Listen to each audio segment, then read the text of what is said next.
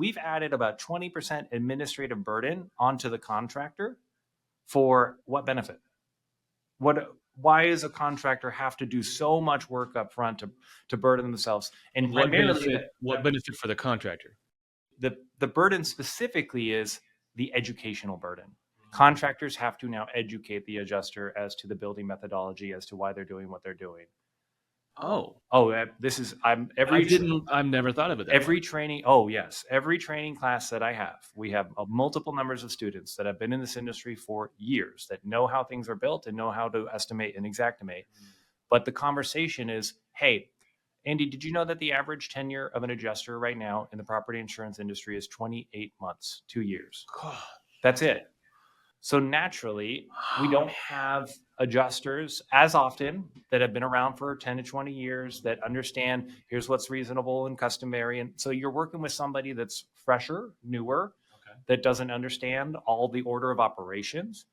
I could complain, I could lament about this, but our training is around how do we succeed in today's property insurance market, not what we used to do 10 years ago. If we understand adjusters need a better presentation to understand, you need to explain the order of operations a little bit more clearly. Things like this actually help in ways that we didn't have to do it before, because we have to actively educate the other side of the claim as to what we're doing and why. Paint me a picture.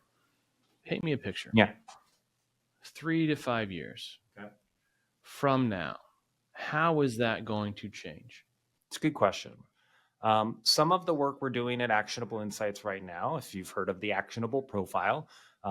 If you haven't, you're living under a rock. Getinsights.org. It's easy. Just go do it. Okay. Thank you. Xactimate added a new inspection engine inside of Xactimate, which essentially allows your team, while they're writing estimates, to get live estimating guidance. So if you are making a mistake, you're typing in line items and you've done something that's wrong, a little alert will pop up and say, hey, you might have made a mistake, double check or correct this. But even better than that, it also looks for what is not in your scope that should be there. So that is a really important aspect of my job. That's my favorite part. Thank you. As an estimator that joined this industry, that did not have a ton of experience coming in, but desperately wanted to learn, all I wanted to know was, what do I not know yet?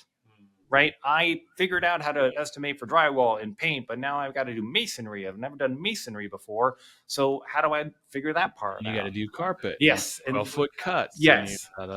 So the beauty of Xactimate is that there are a lot of options for invoicing, but that also means it can be hard to find the thing you're looking for. So if you have essentially a guide, a Sherpa that's checking your scope while you write it to make sure you haven't made the mistakes that would be common to make, and you've included all of the warranted line items based on the scope that you're putting together. Okay.